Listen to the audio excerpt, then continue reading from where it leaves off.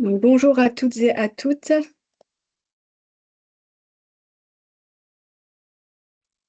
Donc, on va attendre une petite minute le temps que tout le monde rentre. Alors, normalement, vos micros sont coupés, mais si ce n'est pas le cas, je vous demanderai de les couper pour que ce soit plus agréable pour tout le monde. Donc, pour rappel, ce webinaire est enregistré. Vous aurez quand même accès au support dans la journée sur le site du label, mais on vous reprécisera tout ça au cours du webinaire.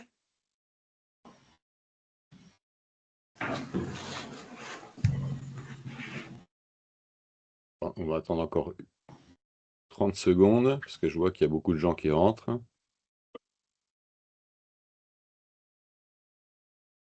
Écoutez, nous allons débuter. Bonjour à toutes et à tous, et je vous remercie de participer à ce webinaire de présentation du label Transport et Logistique Responsable. Il s'agit de la 5e campagne de labellisation en 2026. Au cours de la campagne 2025, 81 entreprises ont été labellisées, toutes les tailles d'entreprise, de la plus petite au groupe. Je vais vous rappeler le calendrier de l'édition 2026. Donc ce jour, le webinaire de présentation. Dès demain, vers 11 h, entre 11 h et midi, vous aurez accès à la mise en ligne du formulaire d'inscription pour vous inscrire à la campagne 2026, donc sur le site du label. Du 25 février, donc dès demain jusqu'au 31 mai 2026, les entreprises pourront s'inscrire et elles auront un mois pour renseigner les indicateurs du référentiel. Le 30 juin, fin de la campagne 2026. Et le 17 septembre 2026, comité de labellisation. Et une semaine après, le 23 septembre, annonce des résultats. Au mois d'octobre, nous remettrons les trophées du label, mais on vous expliquera plus avant en quoi consistent les trophées. Les intervenants du jour, nous commencerons par Florence Berthelot, déléguée générale de la FNTR.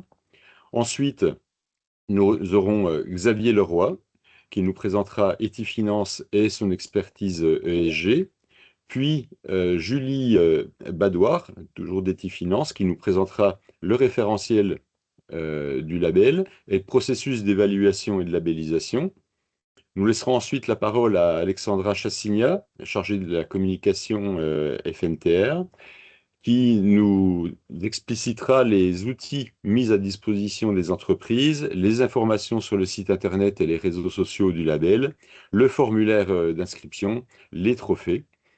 Vous pouvez bien entendu, au fur et à mesure du déroulement du webinaire, poser vos questions sur le chat et nous y répondrons à l'issue des présentations.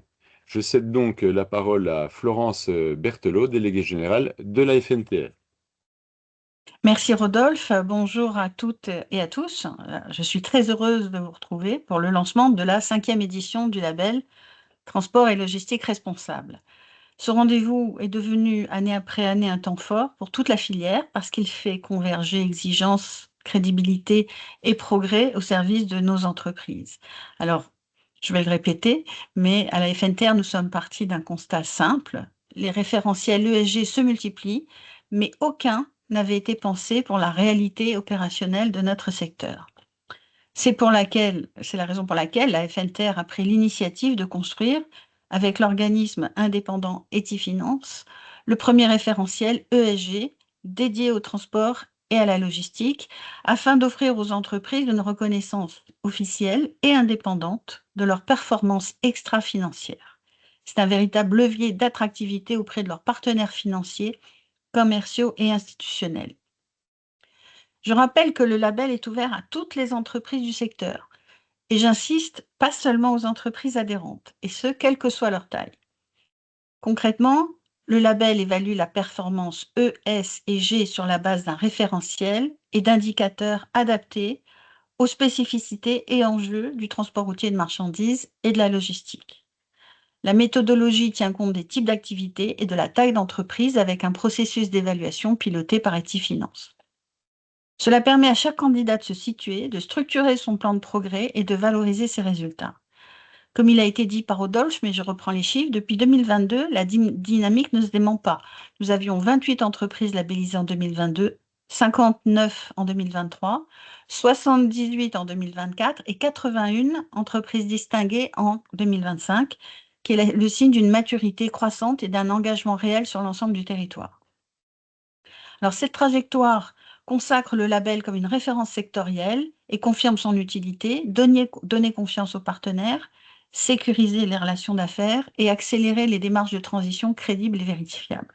Pour 2026, Etifinance a finalisé la revue méthodologique avec quelques ajustements dont on va vous parler aujourd'hui, qui sont destinés à renforcer encore la lisibilité des critères et l'équité entre les profils d'entreprise. 3 bénéfices clés sont régulièrement remontés par les labellisés. En 1, mesurer objectivement sa performance ESG et prioriser ses actions. En 2, valoriser sa marque employeur et rassurer ses partenaires, banques, clients, institutions, avec une évaluation indépendante. Et 3, entrer dans une logique de progrès continu, année après année, avec un référentiel qui est reconnu par la profession. Dans quelques instants, l'équipe d'Ectifinance reviendra sur la méthodologie, le déroulé opérationnel et les évolutions 2026, puis le service communication partagera les outils à votre disposition et les points d'entrée pour vous inscrire et relayer l'information. Un temps d'échange, comme il a été dit par Rodolphe, est prévu à la fin de la présentation, mais mon message en ouverture de cette 5e édition est simple. Rejoignez la démarche si vous ne l'avez pas encore fait. Le label est fait pour vous, que vous soyez TPE, PME, ETI ou grand groupe. Capitaliser sur les retours d'expérience des 81 entreprises labellisées en 2025, la reconnaissance du label renforce sa crédibilité vis-à-vis des financeurs, des clients et des talents que vous souhaitez attirer.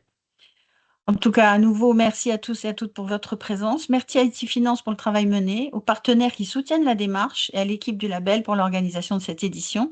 Et c'est avec plaisir que je cède maintenant la parole à Xavier Leroy pour la présentation d'Etifinance et de son expertise ESG. Merci beaucoup, Florence.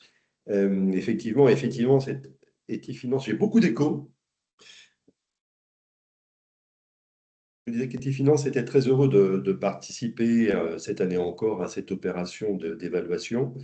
C'est un moment important aussi pour nous, parce que cela fait partie des initiatives qui sont de nature à renforcer l'utilisation de l'ESG à des fins vraiment de business et à des fins financières. Donc, Etifinance, depuis 20 ans, est un acteur de l'ESG et qui travaille aux côtés des entreprises, des PME, des TPE, pour les aider à valoriser. Notre travail est effectivement en permanence de construire des outils d'évaluation qui soient adaptés. Et Florence, vous l'avez dit, Rodolphe, vous l'avez dit, l'objectif a été de faire un outil d'évaluation qui soit adapté à la filière, mais qui soit aussi adapté aux tailles d'entreprise, ne laissant personne de côté, mais adaptant bien entendu le processus à la taille des entreprises. Et c'est en cela que Etifinance a apporté son savoir-faire d'agence ESG que nous développons depuis une vingtaine d'années maintenant. Et je crois que c'est important de rappeler que le travail que nous faisons dans ce contexte-là est un contexte traditionnel. Il n'y a pas de process ou de procédure particulière. Nous travaillons comme nous travaillons pour évaluer les entreprises dans des contextes, par exemple, financiers. Alors, l'ESG a été pas mal attaqué ces derniers mois. On parle de backlash, de contretemps. On a vu de recul réglementaire dans le cadre de CSRD, par exemple, et du remplacement du projet initial pour les plus petites entreprises par un cadre volontaire. La chose que nous constatons en tant qu'opérateurs de l'ESG, c'est que la demande de parties prenantes, la demande notamment des parties prenantes des donneurs d'ordre ou des parties prenantes financières, cette demande de ESG n'a pas baissé. Et donc, il est important que les entreprises gardent ce cap de mise en œuvre pour pouvoir continuer de répondre et ne pas se dire que parce que la réglementation a été suspendue ou réformée, considérer que cette dimension de ESG peut être momentanément mise de côté. Nous voyons de plus en plus également de demandes au niveau des acteurs financiers sur la valorisation des risques ESG auprès de leurs engagements, la demande aussi d'analyse de risque au sein des filières d'approvisionnement ou des filières de services. Donc tout ceci milite bien pour que l'ESG garde bien sa place, non pas comme quelque chose à côté du business, mais quelque chose qui s'intègre bien entendu au cœur des entreprises. Et on l'a rappelé, de plus en plus d'entreprises sont labellisées. Elles le sont parce qu'elles l'ont intégré comme un élément fort de leur modèle d'affaires. Dernier changement, c'est la réglementation des agences ESG qui va frapper une partie de l'industrie, et notamment Equifinance. C'est-à-dire que une partie des travaux que nous fournissons à nos clients vont passer dans un cadre réglementé par le régulateur européen des marchés financiers. C'est une très bonne chose. Nous sommes, nous, très favorables à cette réglementation qui, pour pas mal d'aspects, ressemble à ce qui a été fait notamment pour les agences de notation crédit. Ce qui veut dire que ça va changer aussi un peu la façon d'opérer pour un certain nombre de nos services. Et dans le cadre de ce que nous faisons aujourd'hui, et je pense que c'est important de le dire, les notations que nous allons rendre sont des notations, devront rester des notations privées, ne pourront pas être rendues de façon significativement publique, ne pourront pas être utilisées, je prends un exemple, dans le cadre, je ne sais pas, d'une introduction en bourse, que sais-je encore, car elles perdraient ce caractère privé et ferait de la notation que nous délivrons une notation réglementée publique avec des règles, bien entendu, qui seraient très strictes. Ça ne change pas, me semble-t-il, la valeur de ce qui est rendu, mais il me paraissait important de le mentionner et de confirmer en tout cas une chose, c'est qu'Equifinance va bien entendu rentrer dans cette phase de réglementation avec aussi une envie de souveraineté, puisque l'ESG est aussi un élément important dans la souveraineté économique européenne. On l'a vu récemment encore avec les divergences entre les différents pays de part et d'autre de l'Atlantique. Et c'est important que des acteurs européens également soient présents sur ce marché. Je fais un petit peu de publicité pour nous. Maintenant, je passe la parole à Julie pour rentrer dans le détail du processus. Oui, merci Xavier. Bonjour à tous. Comme tout label, le label transport et logistique responsable est vraiment une marque distinctive qui va venir garantir le sérieux de la démarche ESG mise en place par l'entreprise, qui apporte de la crédibilité et va rassurer les parties prenantes. Donc, pour pouvoir obtenir le label, l'entreprise va devoir se soumettre à une évaluation ESG qui est réalisée par Equifinance. Donc, cette évaluation repose, comme l'a expliqué Xavier, sur nos méthodologies historiques d'évaluation extra-financière. Donc, l'évaluation réalisée repose sur un référentiel, c'est-à-dire un questionnaire qui est composé d'un certain nombre d'indicateurs répartis en thèmes et sous-thèmes.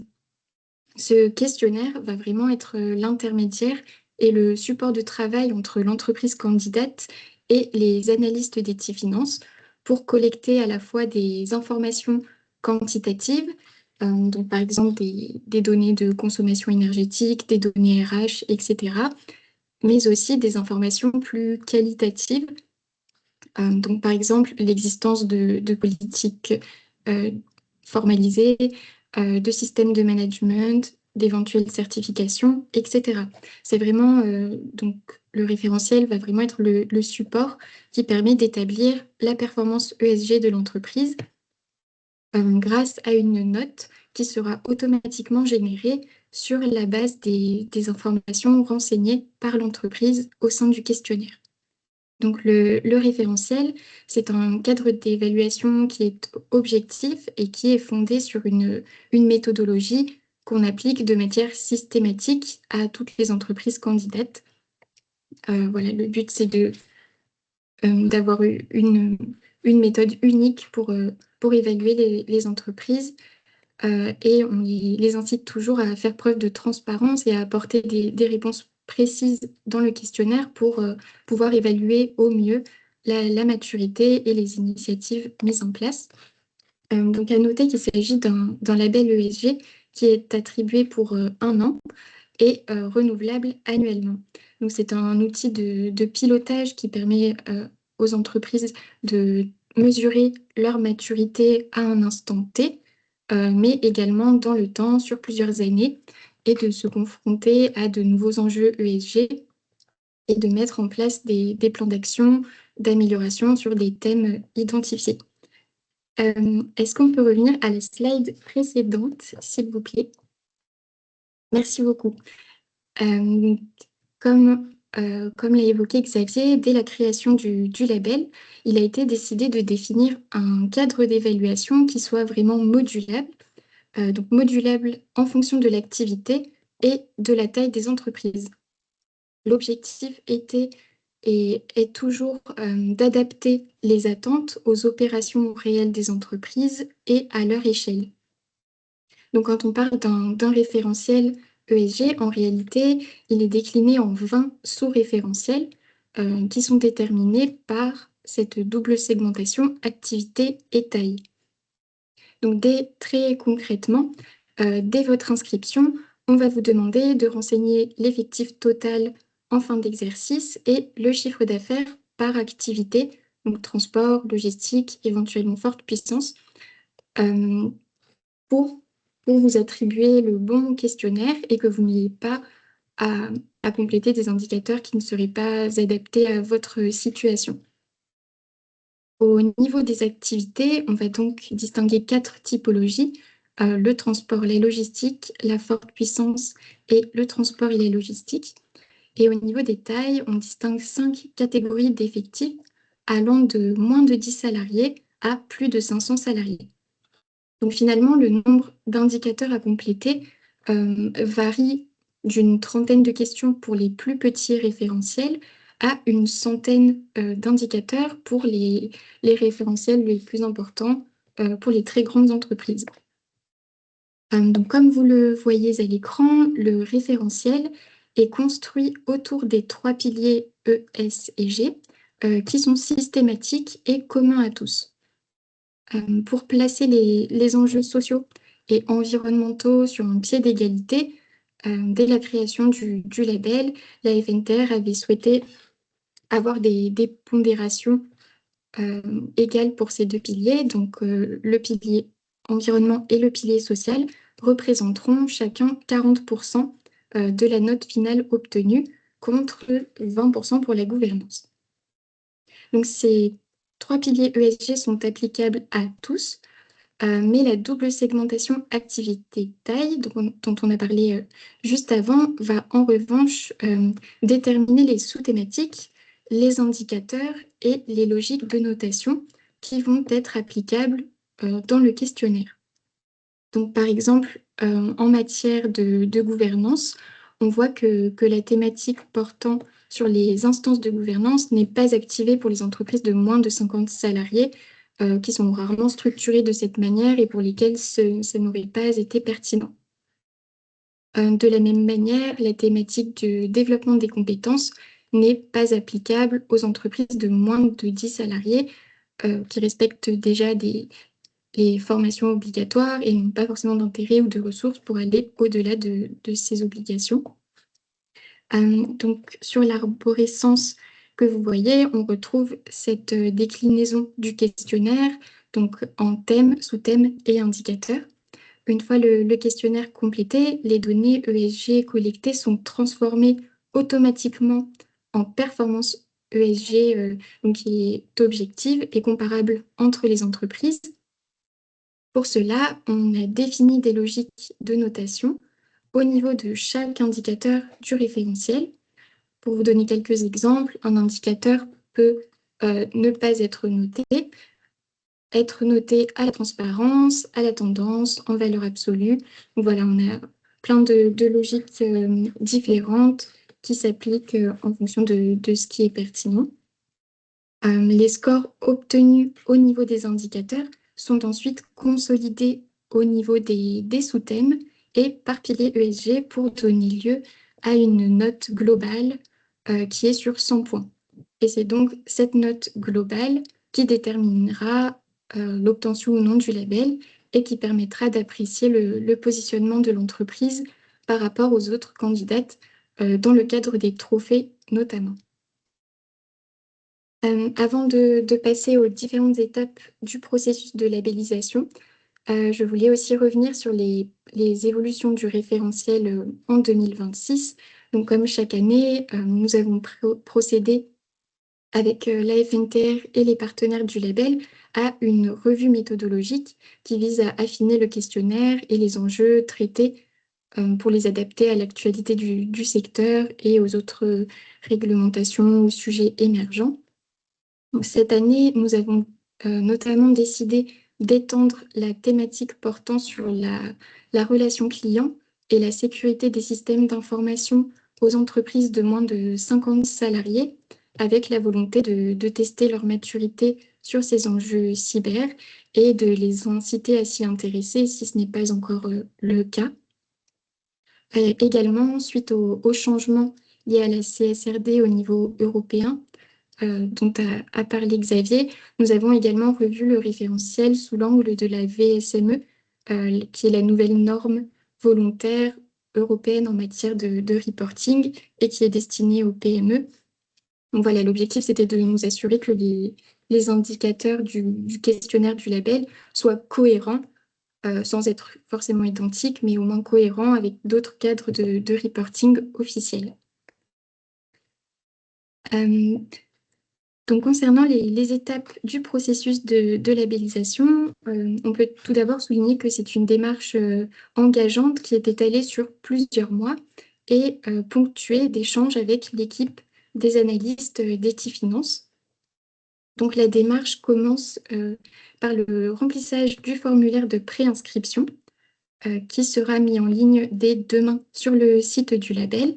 C'est à ce moment-là que vous aurez la possibilité de renseigner donc pas la possibilité, c'est même nécessaire, mais l'effectif de l'entreprise, la répartition du chiffre d'affaires par type d'activité, donc transport, logistique, forte puissance, et puis les informations de contact du dirigeant et de la personne en charge du suivi du dossier pour que nous puissions vous recontacter dans le cadre de l'évaluation.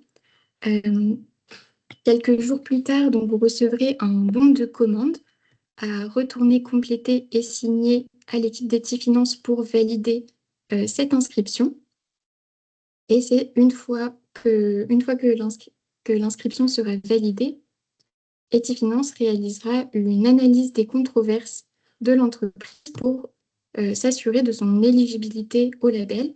On y reviendra un petit peu plus tard, mais dans certains cas, si les controverses sont considérées comme ayant un niveau trop significatif, cela exclut d'office l'entreprise du processus de labellisation. En l'absence de controverses importantes, la phase de collecte des données peut commencer. Dans ce cadre, l'analyste Etifinance en charge du dossier envoie des accès à la plateforme de collecte en ligne. Et à partir de ce moment-là, vous disposez d'un délai allant de 4 semaines à 1 mois et demi, si nécessaire, pour compléter le questionnaire ESG. Pendant toute cette phase de collecte, Etifinance vous accompagne et reste à disposition pour répondre aux questions sur les indicateurs, le questionnaire, le processus d'évaluation, etc. Donc, vous avez à l'écran un aperçu de la plateforme de collecte que l'on utilise depuis l'année dernière maintenant. Une fois le questionnaire complété, Etifinance vérifie les informations qui ont été renseignées et peut demander des précisions sur certaines des réponses apportées et également des documents justificatifs et des documents de preuve pour finaliser l'évaluation. Une fois l'ensemble des évaluations finalisées, Etifinance génère les notes et les résultats des évaluations qui sont basées sur les informations renseignées par l'entreprise dans le questionnaire.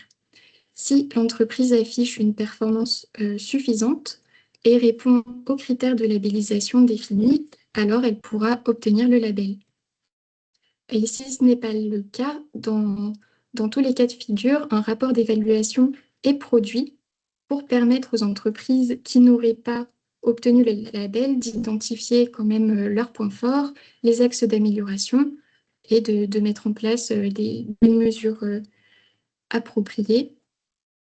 À l'issue de cette analyse, les résultats sont présentés par Etifinance au comité de labellisation qui réunit tous les partenaires du label et les résultats seront ensuite rendus publics à la rentrée, donc c'est généralement au mi à fin septembre.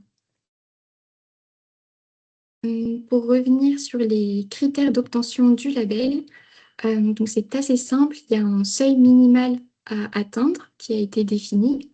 Donc pour obtenir ce premier niveau de labellisation, l'entreprise doit obtenir une note globale d'au moins 55 sur 100, quelle que soit la taille ou le secteur, et une note minimale de 40 sur 100 sur chaque pilier ESG.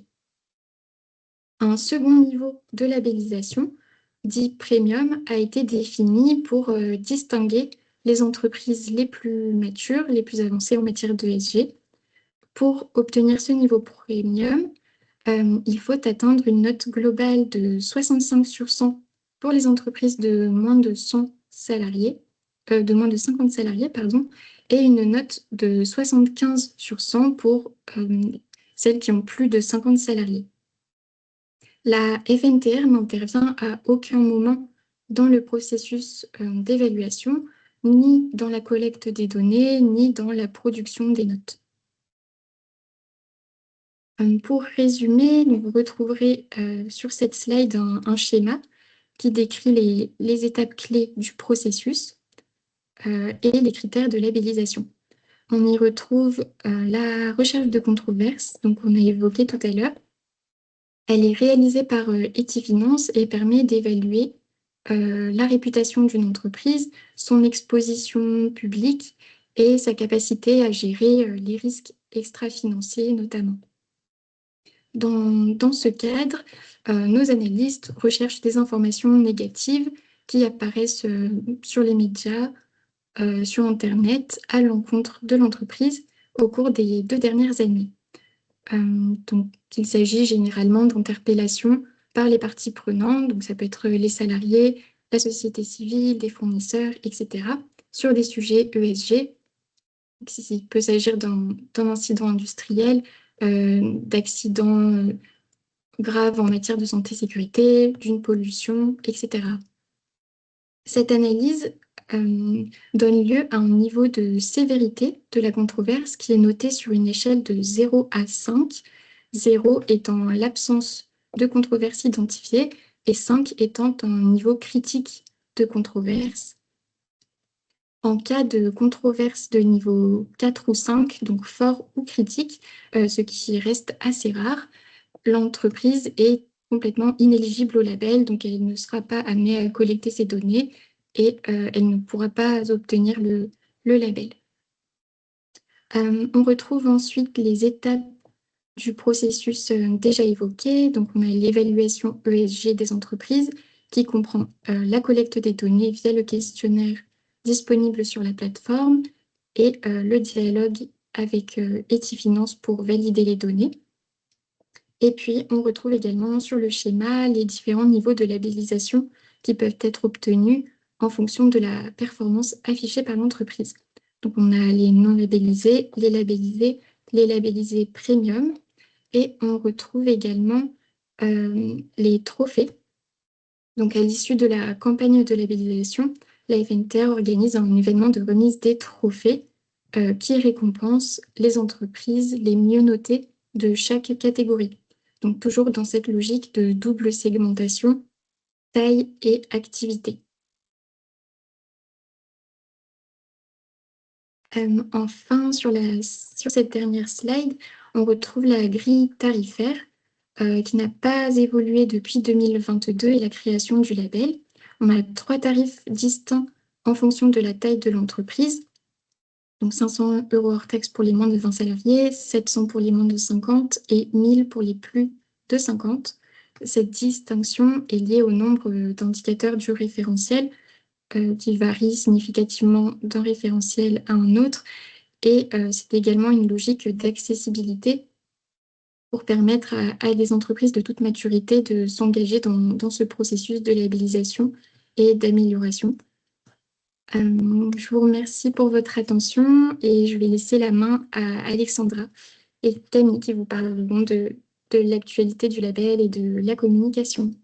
Merci Julie. Alors concernant le label, nous mettons à disposition plusieurs outils pour vous informer de son actualité, mais également pour s'inscrire dans la démarche. Donc dès demain, vous retrouverez sur le site du label, donc, qui est affiché à l'écran, donc label-transport-logistique.com, et qui est également dans la conversation de cette réunion, le formulaire de préinscription pour rentrer dans la démarche et être contacté par Etifinance. Vous y retrouverez également des témoignages d'anciens lauréats, également un retour sur les éditions précédentes, si vous voulez voir un peu comment se construit une édition. Donc, vous avez depuis 2022, donc voilà, un retour sur les éditions. Vous aurez également à disposition la plaquette de présentation, le PowerPoint et le replay de ce webinaire si vous souhaitez le partager à un autre membre de votre équipe. Concernant les témoignages des lauréats, donc je vous invite vraiment à les regarder parce que qui de mieux que les lauréats pour parler du label. Donc vous avez pour chaque édition quelques témoignages et je vous invite également à suivre les réseaux sociaux du label, donc LinkedIn et X, pour suivre l'actualité et retrouver d'autres témoignages de lauréats qui sont à venir. Sur ces comptes-là, on diffuse également des rappels sur les étapes d'inscription, sur le calendrier. Donc, c'est vraiment voilà, un bon mémo pour suivre un peu toute l'édition. Et donc, comme l'avait indiqué Rodolphe en début de réunion, donc si vous avez des questions, n'hésitez pas à les poser dans la conversation. À l'issue de cette réunion, si vous avez encore des questions, n'hésitez pas aussi à nous contacter via notre adresse du label, qui est contact-transport. Ah, pardon, excusez-moi. Est-ce que Camille, tu pourras la mettre dans la conversation? Voilà, on a une adresse dédié. Si vous avez des questions, n'hésitez pas. Ou également sur le site, on a un formulaire de contact. Donc n'hésitez pas voilà, à nous contacter pour toute question. Alors, je laisse Rodolphe reprendre la main pour la conclusion. Merci. Avant la conclusion, nous avons déjà, je lis deux questions dans le chat. Transport Legrand, Ludivine. Bonjour, les questionnaires et les notes attribuées sont tous les mêmes pour une entreprise supérieure à 50 salariés jusqu'à plus de 50 salariés? Non.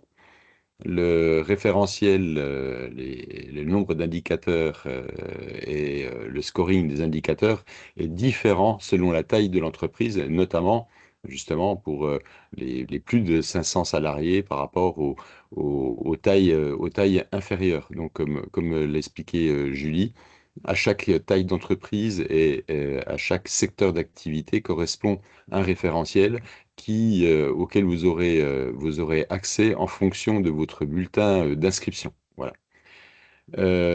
Est-il possible d'avoir le questionnaire en amont de la période de reporting afin de préparer la collecte de données? Monsieur Laal, non. Vous découvrez le référentiel lorsque vous vous inscrivez. Nous ne diffusons pas, le référentiel n'est pas public. Donc vous vous inscrivez, vous êtes dirigé en fonction de votre taille et de votre secteur d'activité sur le référentiel qui correspond et les indicateurs qui correspondent parfaitement à votre secteur d'activité et à votre taille d'entreprise, mais nous ne diffusons pas l'intégralité du référentiel en amont. Rodolphe, il y avait une autre question, c'est quelles sont les évolutions concrètes par rapport au référentiel de 2025? Voilà, je laisse la main là. On va répondre Oui. peut-être, Julie, ce qu'on peut dire, c'est d'abord la première des choses, c'était on a de tenir compte de la refonte de CSRD. Je rappelle qu'on avait préparé l'année dernière, on suit l'actualité dans ce référentiel, on avait préparé effectivement en s'accordant sur ce qui avait été à l'époque décidé, et puis nous avons révisé notamment dans ce sens avec la mise en place, tu en parlais tout à l'heure Julie, je te laisserai développer, avec le framework volontaire qui s'applique aux petites entreprises. Et puis il y a quelques éléments aussi que tu as mentionnés sur la cybersécurité, mais je te laisse rentrer dans le détail. Oui, tout à fait. Donc pour les évolutions concrètes au sein du référentiel, ça va dépendre du référentiel qui s'applique à votre situation. On apporte des évolutions à l'ensemble des référentiels, donc ça va vraiment dépendre de ça. Par exemple, la thématique liée à la cybersécurité et à la relation client était déjà applicable aux entreprises de plus de 50 salariés. Donc pour celle-ci, ça ne va presque rien changer. Il y aura juste un nouvel indicateur.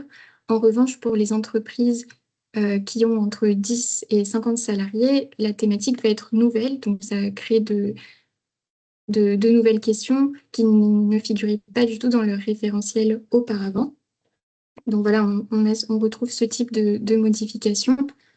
Peut-être pour évoquer un thème qui a été ajouté à la totalité des référentiels, c'est sur les déchets. On avait assez peu de questions relatives aux déchets auparavant, donc c'est quelque chose qui sera un petit peu plus approfondi dans le référentiel de 2026.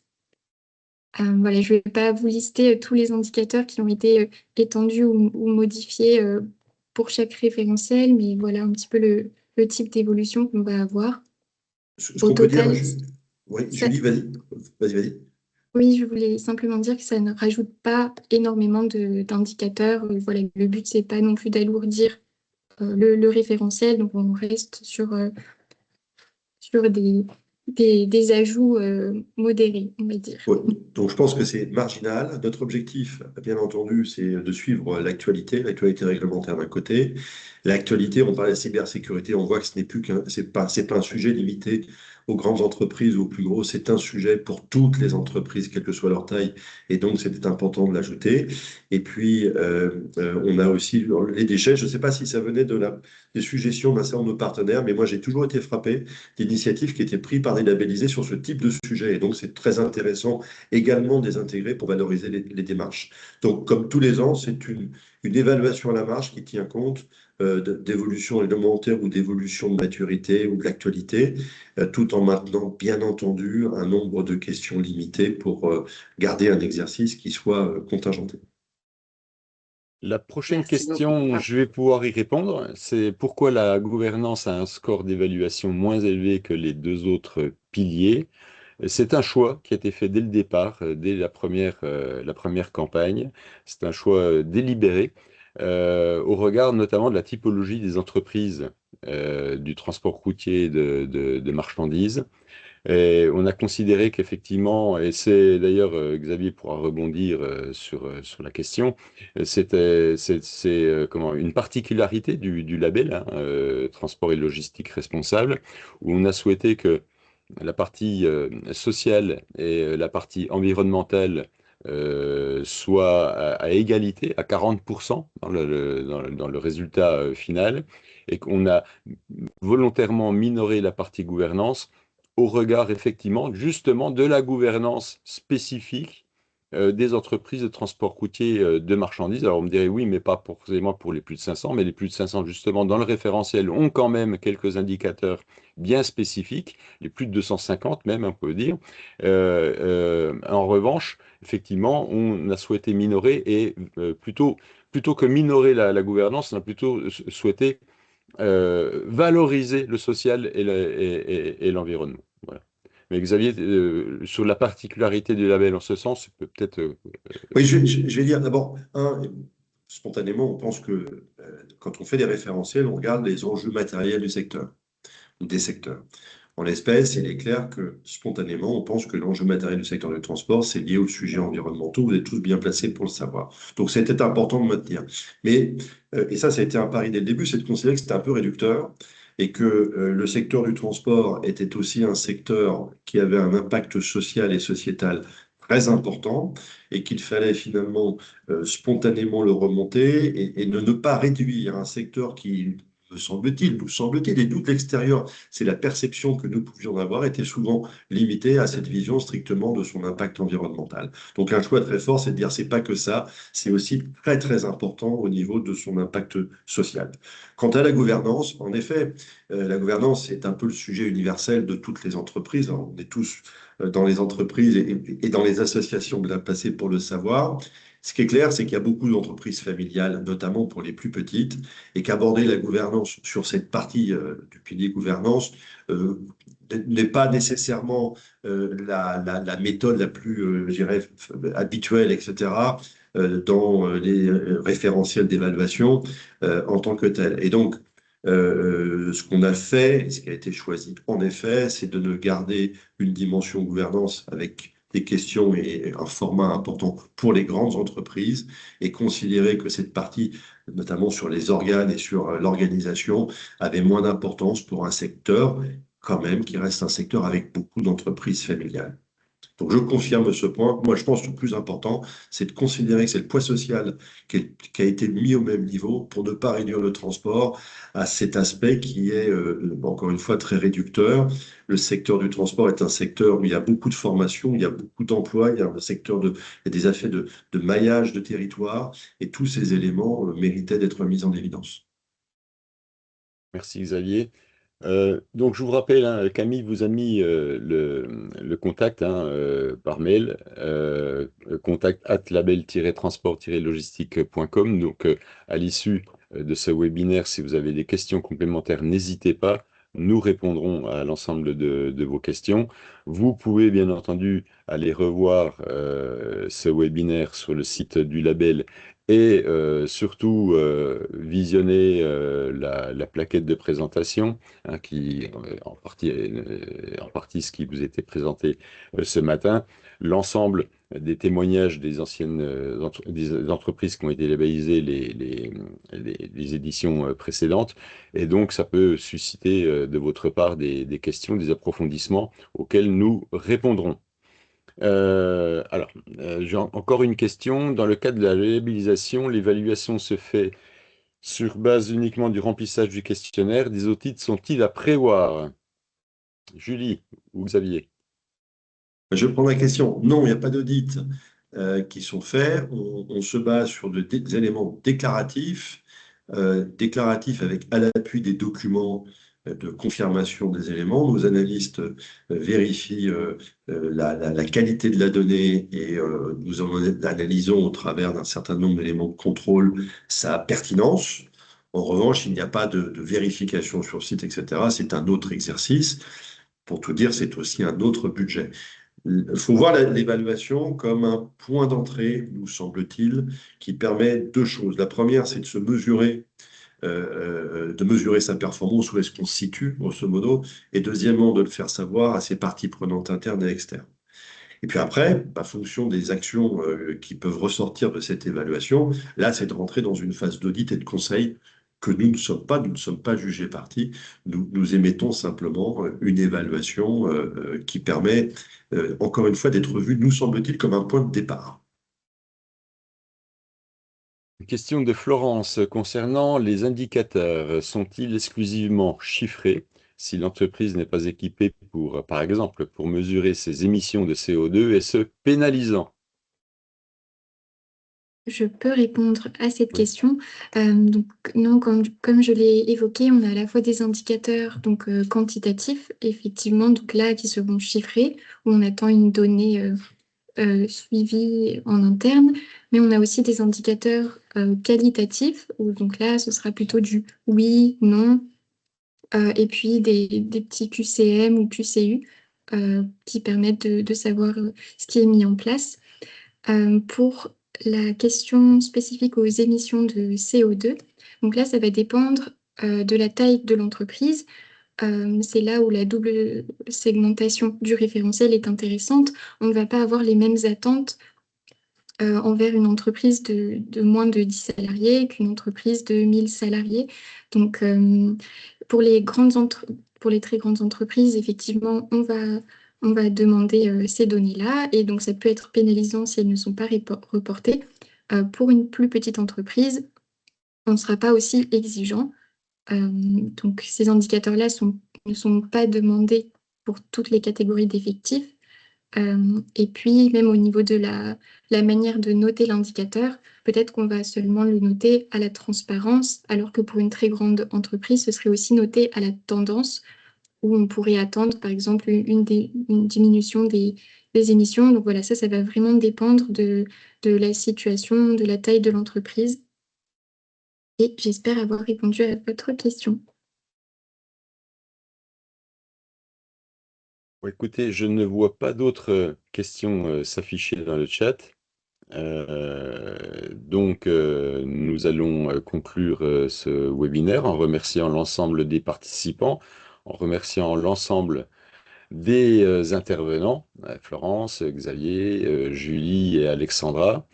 Et puis, nous sommes bien sûr tous à votre disposition pour répondre à l'ensemble de vos questions. Et vous avez, je ne vais pas me répéter, vous avez le moyen de nous contacter pour avoir l'ensemble des informations nécessaires.